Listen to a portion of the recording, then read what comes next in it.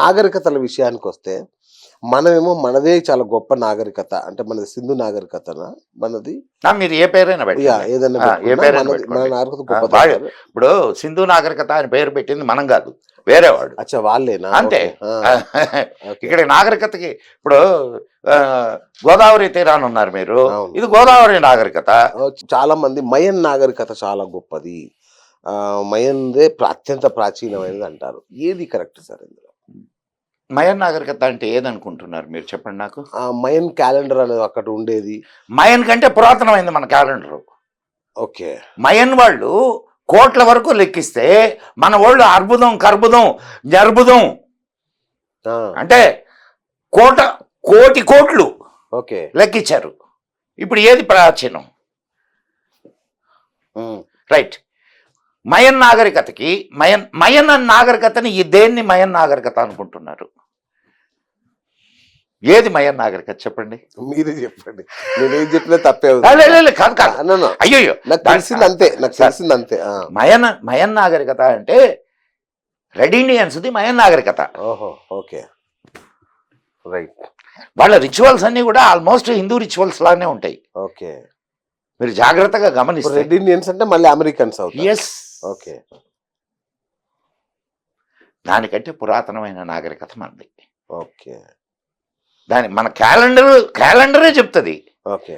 మనం ఒక బ్రహ్మ వయస్సుని ఇప్పుడు సార్ వాళ్ళు అతి సూక్ష్మమైన సమయం నుంచి అతి అంటే పెద్ద సమయం వరకు మన వాళ్ళు క్యాలిక్యులేట్ చేశారు. అతి సూక్ష్మమైన సమయం నుంచి కల్పాంతము దాన్ని క్యాలిక్యులేట్ చేశారు. ఎన్ని కల్పాలు జరిగినాయి, ఎంతమంది బ్రహ్మలు వచ్చారు, ఎంతమంది ఒక బ్రహ్మ వయస్సు క్యాలిక్యులేట్ చేశారు.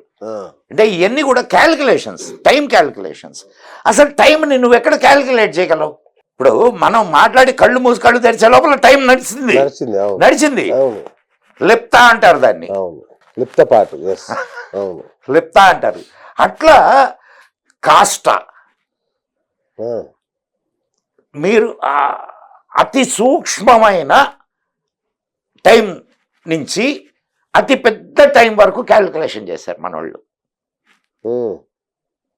మీకు ఆ క్యాలెండర్ ఇస్తే ఇప్పుడు అది క్యాలెండర్ నేను చెప్తేనే క్యాలెండర్ చెప్పడానికే మీకు ఒక 2 గంటలు పట్టింది. సో మీకు సార్ ఇంకా వేరే పురాతనమైనటువంటి ఏమైనా ఉన్నాయో లేదో నాకు తెలియదు. ఉన్నాయో లేదో తెలియదు నాకు.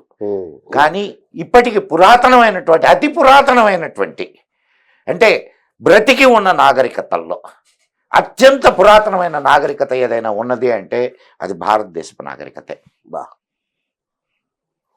అండ్ మయన్ నాగరికత నాశనం అయిపోయింది, అండ్ చైనీస్ నాగరికత నాశనం అయిపోయింది. ఇంకా ఏదైనా కొంచెం మిగిలి ఉంది అంటే అది భారత్, మన సనాతన ధర్మం, భారతీయ నాగరికత. అబ్బా, నిజంగా సార్ సనాతన ధర్మం సనాతన ధర్మం సనాతన ధర్మం అని ఈ మధ్య కాలంలో విపరీతంగా వింటున్న మాట ఏంటి సార్ ఎగ్జాక్ట్లీ సనాతన ధర్మం అంటే? సార్ అతి పురాతనమైంది, నిత్య నూతనమైంది. ఒక్క మాట.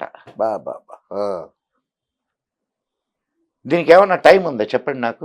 ఏం లేదు సార్. వేదాలు ఎప్పటికి? వేదాలని 4గా విభజించాడు ఎవరు? వేదవ్యాసుడు. అంటే దానికి ముందు వేదాలు ఉన్నట్టేగా. వేదాలని బేస్ చేసుకొని రాముడు పరిపాలన చేశాడు.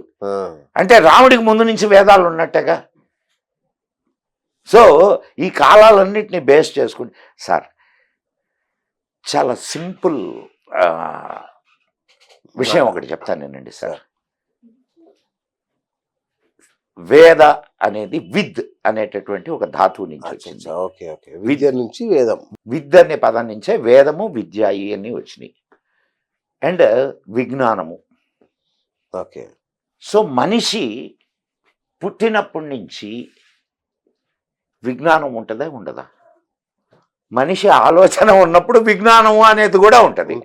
సో మానవుడి పుట్టుక విజ్ఞానము రెండు సైమల్టేనియస్గా నడిచేటటువంటి ఒక ఇది. సో మనిషి ఉన్నప్పుడు వేదం కూడా ఉంది. మీకు సింపుల్ ఆన్సర్. అర్థం. అది ఎంత పురాతనం, మనిషి ఎంత పురాతనం అంత పురాతనం. సో మనిషి ఉన్నప్పుడు విజ్ఞానం ఉంటుంది. వేదము ఈజ్ నథింగ్ బట్ విజ్ఞానం. ఓకే, చాలా సింపుల్ గా మనం మాట్లాడుకోవాలి. క్లారిటీ వచ్చేసింది. సో మనిషి మీరు ఎప్పుడు పుట్టాడు అనుకుంటే అప్పుడు విజ్ఞానం కూడా పుట్టింది అని మీరు డిసైడ్ చేసుకోండి. ఓకే, ఇప్పుడే మనిషి కొత్తగా పుట్టాడు, నిన్న మొన్ననే సృష్టి జరిగింది లేదు, ఉత్తమాట అది.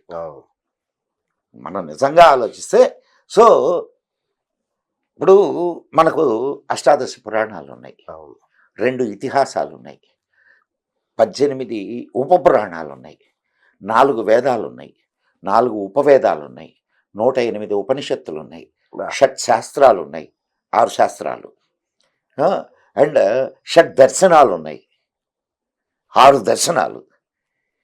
ఇంత సాహిత్యం ఉంది నీకు. ఒక్క పుస్తకాన్ని పట్టుకొని ఇదే మొత్తము, ఇదే ప్రపంచము, ఇది దీంట్లో ఉండేదే అంత ఫైనల్, ఇంతకంటే వేరే ఏం లేదు. అది ఎంత హాస్యాస్పదం. ఓకే, అవునా కదా? సరే, దీని పాయింట్ మీద ఒకటి అడుగుతాను సార్ నేను. చెప్పండి.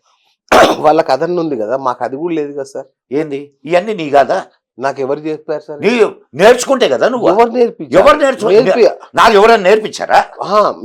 నేను ఒక మాట చెప్తాను నిన్నండి సార్, నేను ఒక్క మాట చెప్తాను. నేర్చుకోవాలి అనేటటువంటి తపన ఉంటే ఎవడైనా నేర్చుకోవచ్చు. మీకు ఈయన వాల్మీకి ఎవరు నేర్పించారు రామాయణం రాయడం?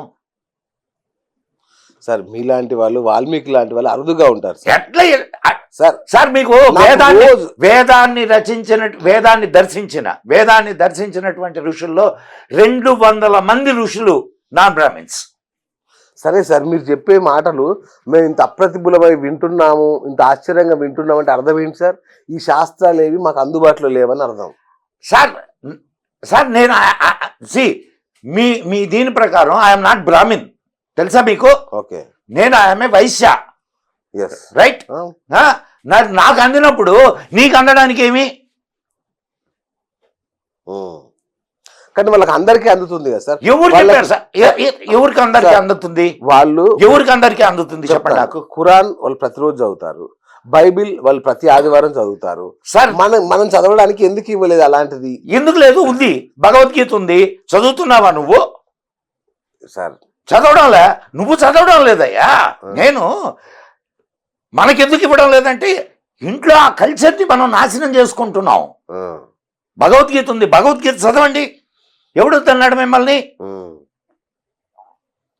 దాంట్లో ఏదైనా జాతి గురించి మాట్లాడుతుందేమో చూడండి. అంటే మీరు ఉచితంగా ఇస్తే చదువుదామని ఇవ్వరు కదా ఉచితంగా.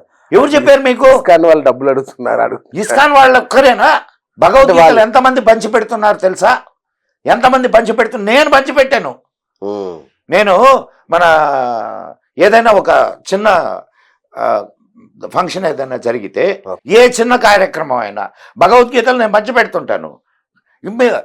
సార్ ఒక్క విషయం, నేను భగవద్గీత ఇస్తా, మీరు చదువుతారా చెప్పండి నాకు? ఇప్పుడు ఇస్తా. నా దగ్గర 10 ఉన్నాయి సార్, చదవాలా ఎప్పుడు? మరి నేను అదే అంటున్నా సార్, నా సంస్కృతిలో దీన్ని బాగా ఎందుకు చేయలేదు మీరు అంటున్నా. ఎవరు చేస్తారు సార్? ఇది మీరేమన్నారు? నా సంస్కృతిలో మీరు ఎందుకు బాగుంది? నీ సంస్కృతిలో నేను భాగం చేసేది ఏంది? నీ సంస్కృతిలో నువ్వు భాగం చేసుకోవాలా? పెద్దలు అని మీరు ఇప్పుడు మీరు చాలా గొప్ప మాట అది. నా సంస్కృతి అని మాట్లాడారు మీరు. నా సంస్కృతి అని మాట్లాడినప్పుడు ఆ సంస్కృతి మీద శ్రద్ధ మీకు కూడా ఉండాలి. మీకు నేర్చుకోవాలనేటటువంటి తపన ఉండాలి. మీరు దీన్ని రక్షించుకోవాలనేటటువంటి ఆ గట్టి దృఢ సంకల్పం ఉండాలి.